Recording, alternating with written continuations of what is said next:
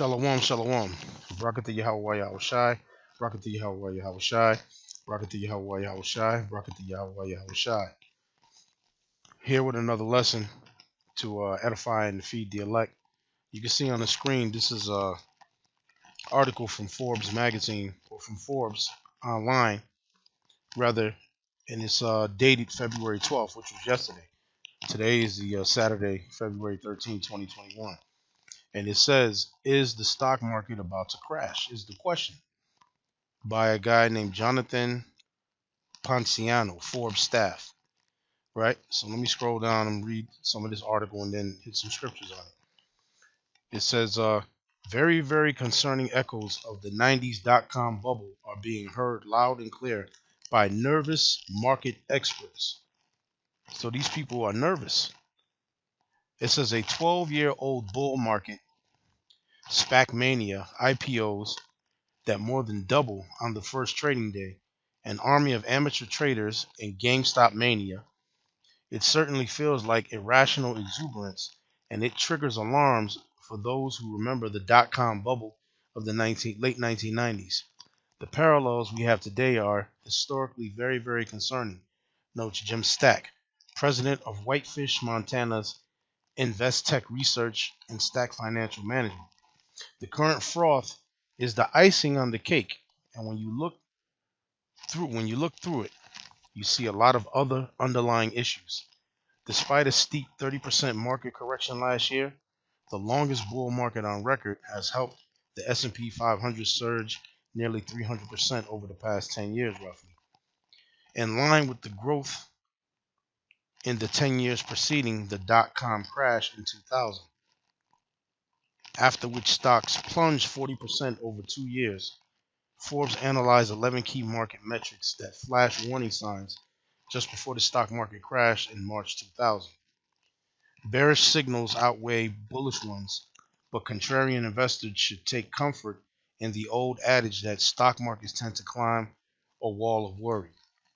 So these people who are the speculators, whose people's eyes are on the markets, they're speculating that, look, the stock market is about to crash.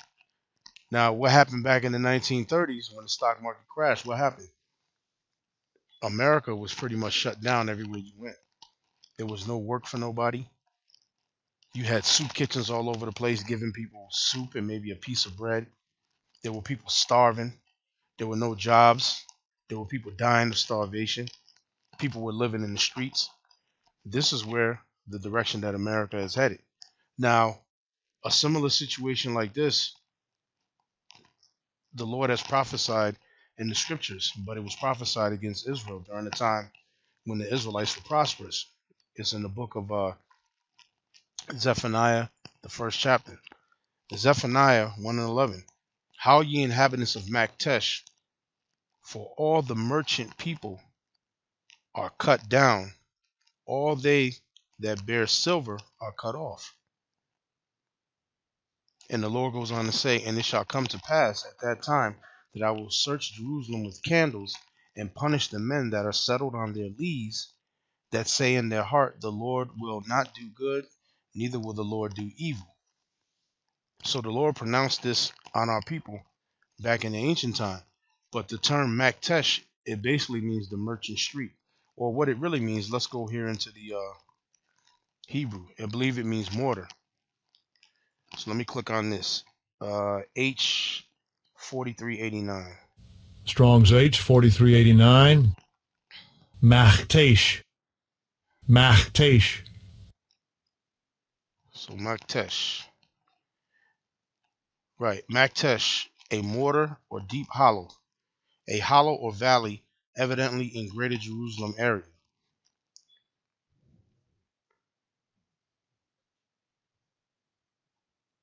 Okay.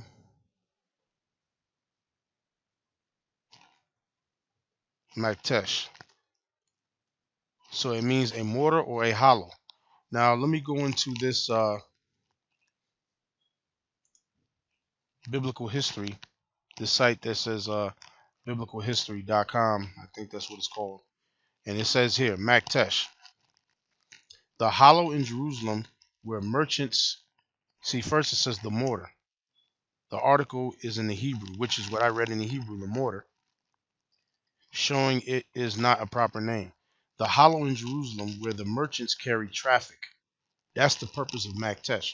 It was an area where commerce was being conducted, where merchants were trafficked. Why? Because the merchants were coming from different places to sell their goods at the market there. The hollow in Jerusalem where merchants carried on traffic.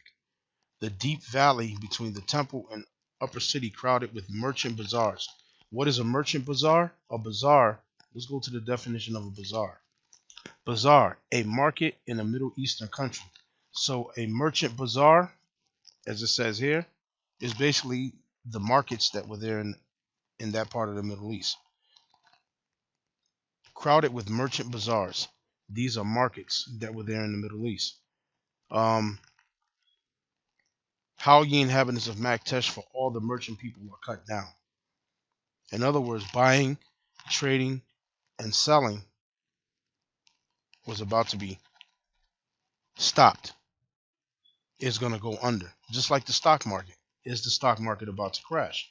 Well, this was the, if you want to call, the ancient stock market, Maktesh. So let me go back to the scripture.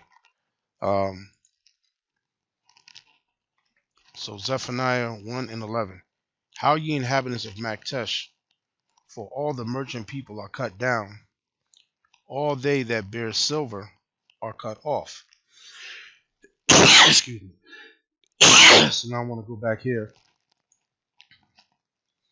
where it speaks about Maktesh. Let me check the Nav's Topical Bible Dictionary.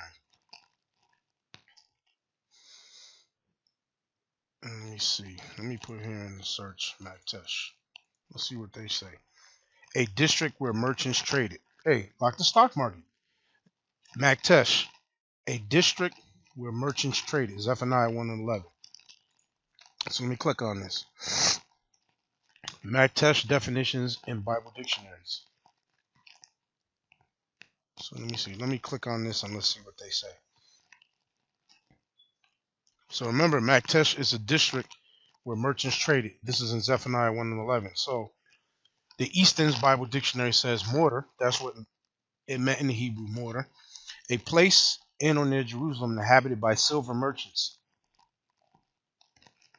It has been conjectured that it was the Phoenician quarter of the city where the traders of that nation resided after the Oriental custom. So it's about commerce. Maktesh was about commerce. So this is where people gathered with their goods, silver, gold, whether they were trading beasts, fabrics, paint, whatever the case may be, salt. These things were all being traded there in the ancient time.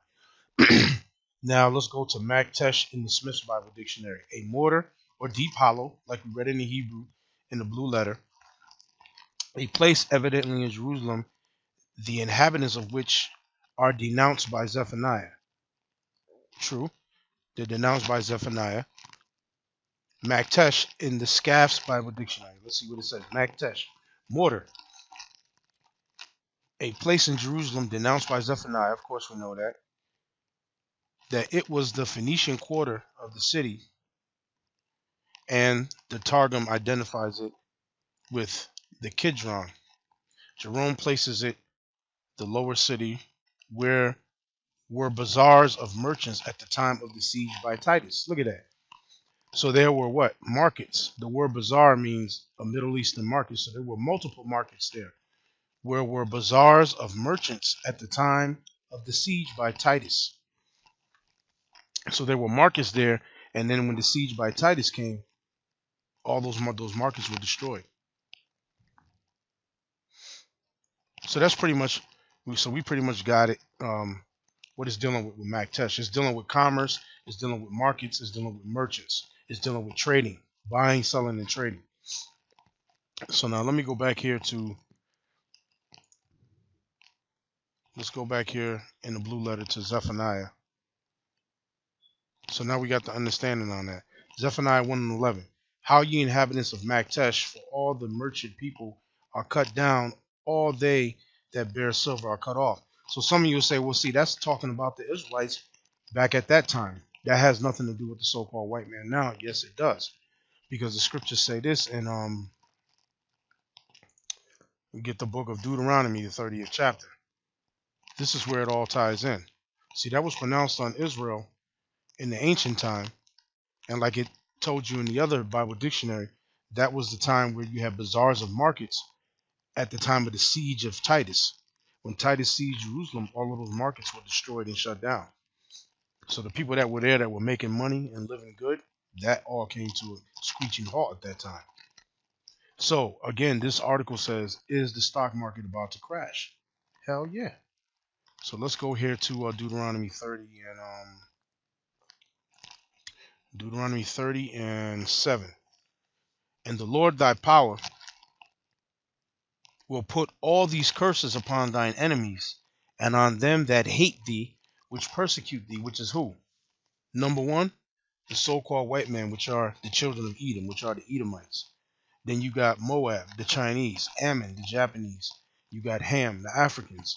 You got Ishmael, which are the Arabs. Elam, the East Indians. So on and so forth. All these nations, they're our enemies and they hate us. All right? I'm going to read it again. So the Lord said these curses, because that curse that came down upon the inhabitants of Maktesh, then in the ancient world, now we don't, right now, Israel, we don't have no markets. We don't control no markets. We have nothing to do with the buying and selling. Right now, we're just consumers. Black people here in America are just what? Consumers. You don't make anything. You don't sell anything. All you do is buy, buy, buy. You're just consumers. So back in the ancient time, Israelites had substance and they bought and they sell and they traded. But now we don't have that now. But now who owns and controls commerce, not only the United States, but the world? The so-called white man. So I'm going to read the scripture again. Deuteronomy 30 and 7. And the Lord thy power will put all these curses upon thine enemies and on them that hate thee, which persecute thee. So this thing that befell Maktesh, how ye inhabitants of Maktesh, for all the merchant people are cut down, all they that bear silver are cut off. This is going to happen to you here in America, and you different markets throughout the world, but mainly here in America, because this is where the Israelites are in captivity.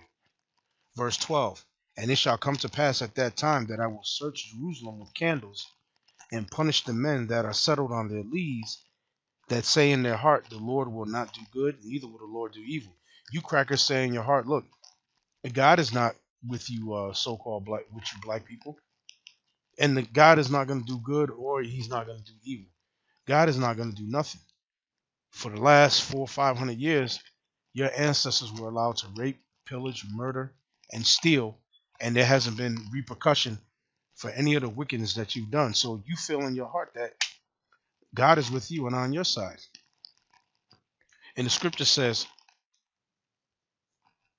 and punish the men that are settled on their lees. Now, the word lees, basically, you're settled in a peaceful and a tranquil life. You're living the good life, so to speak. Let me go into here into the Hebrew and go to the word lees. Let's see, I think it's Samir.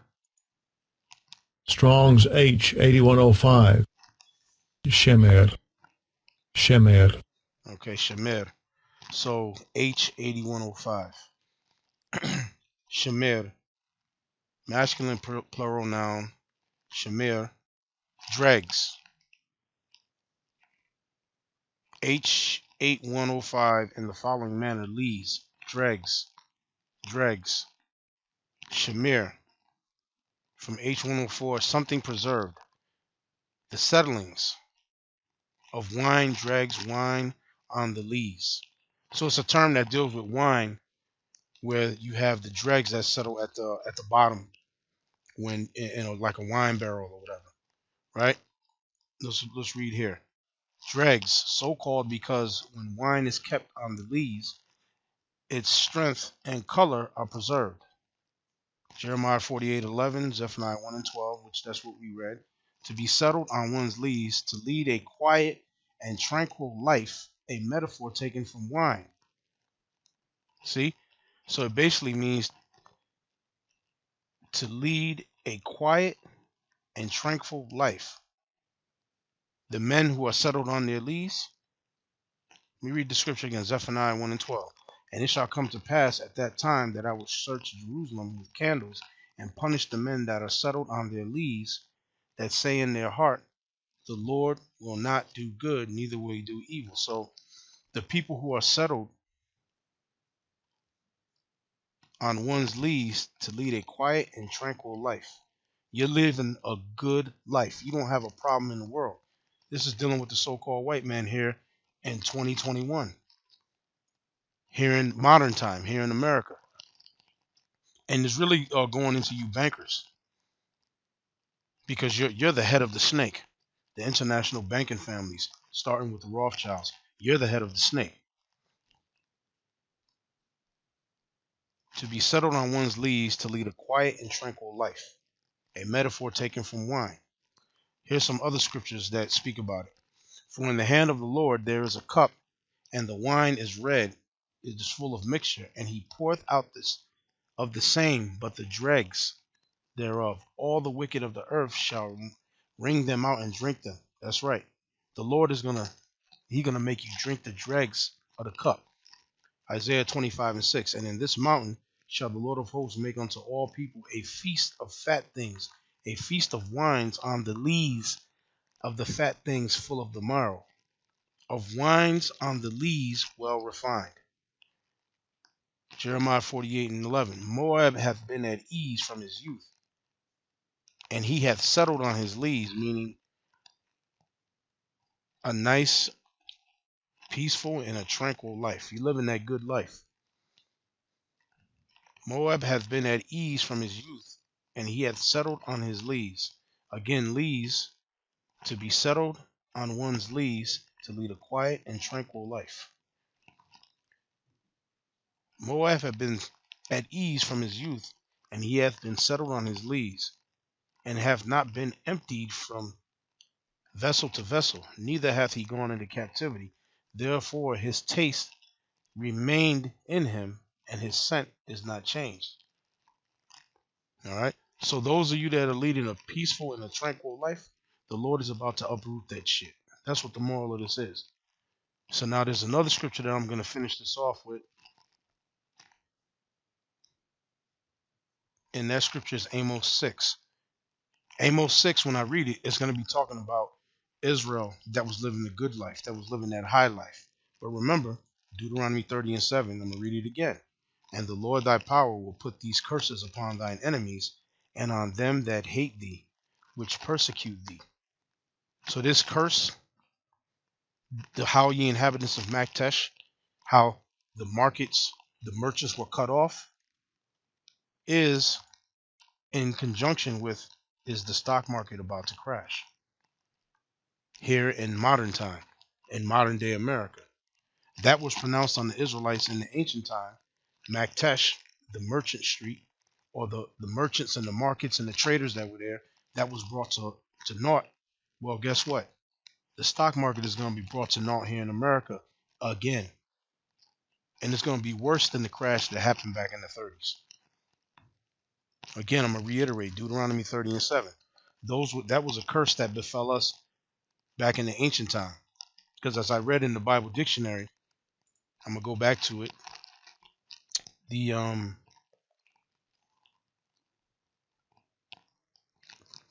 Maktesh in the Scaff's Bible Dictionary. Maktesh, mortar. A place in Jerusalem denounced by Zephaniah 1:11, which we read.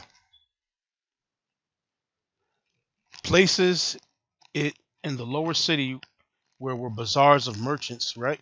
Bazaars means that there were merchants. There was a bazaar means, let me hit that again, a market in the Middle Eastern country. So there were bazaars. There were all these different markets there of merchants that were buying, selling, and trading at the time of the siege of Titus by Titus. So at the time of the siege by Titus, right, which was the time of the First Roman-Jewish War, All of that buying and trading and selling, that was all cut off. So again, is the stock market about to crash? Yes. So like what happened in Maktesh, I'm going to reiterate Deuteronomy 30 and 7 again. That happened to the Israelites, but that curse is going to come upon you now in this day and time. And the Lord thy God, thy power will put all these curses upon thine enemies and on them that hate thee, which persecute thee. And that's number one, the so-called white man, the Hamites, the Chinese, the Japanese, the East Indians, and the other nations. So now I'm going to finish this off, and I'm going to get the book of Amos, the 6th chapter. Remember, these curses that were pronounced on us, now they're going to be pushed onto you, the so-called white man, because you're the chief among the nations right now. So Amos 6 and 1, and I'm going to read down to 8. Amos 6 and 1. Woe to them that are at ease in Zion. So let me put the word there, Edom. Woe to them that are at ease in Edom, and trust in the mountain of Samaria, which are named chief of the nations to whom the house of Israel came. Remember, this was pronounced against Jerusalem, but this curse is going to come upon Edom now. Woe unto them that are at ease in Zion, and trust in the mountain of Samaria, which are named chief among the nations to whom the house of Israel came. Pass ye unto Calneh, and see, and from thence go ye to Hamath the great, then go down to Gath of the Philistines. Be they better than these kingdoms, or their border greater than your border? Ye that put far away the evil day, and cause the seat of violence to come near, that lie upon beds of ivory, and stretch themselves upon their couches, and eat the lambs out of the flock, and the calves out of the midst of the stall. These is talking about you people that are settled on your lees, that are living a good life. Again, remember, this was pronounced against Israel, but this curse is going to come upon you now, Edom, that lie upon beds of ivory, the best type of bed, and stretch themselves upon their couches, and eat the lambs out of the flock, and the calves out of the midst of the stall, that chant to the sound of the viol, and invent to themselves instruments of music like David. You're sitting on your plush furniture, you're eating the best of the lambs, which is the shoulder. Um, you're inventing all different types of music, to soothe you and make you feel good while you're living in this decadent life. That drink wine in bowls and anoint themselves with chief ointments, but they are not grieved for the affliction of Joseph. Right?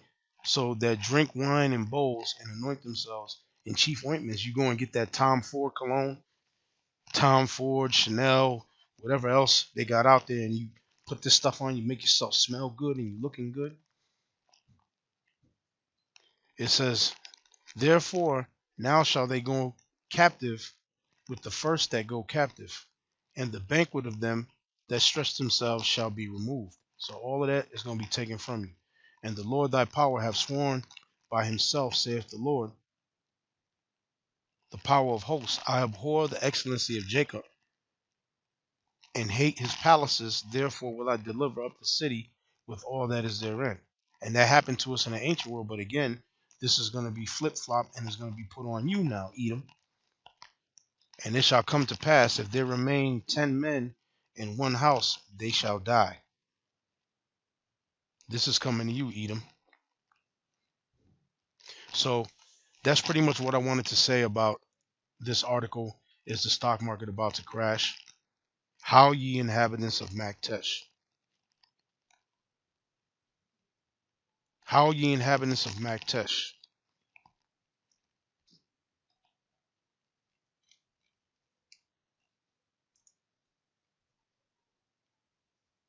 How ye inhabitants of Maktesh? For all the merchant people are cut down, all they that bear silver are cut off. Is the stock market about to crash? Hell yeah. It's only a matter of time. So that's pretty much what I wanted to say with that. I hope that brothers was edified. And I'm going to say shalom until the next lesson.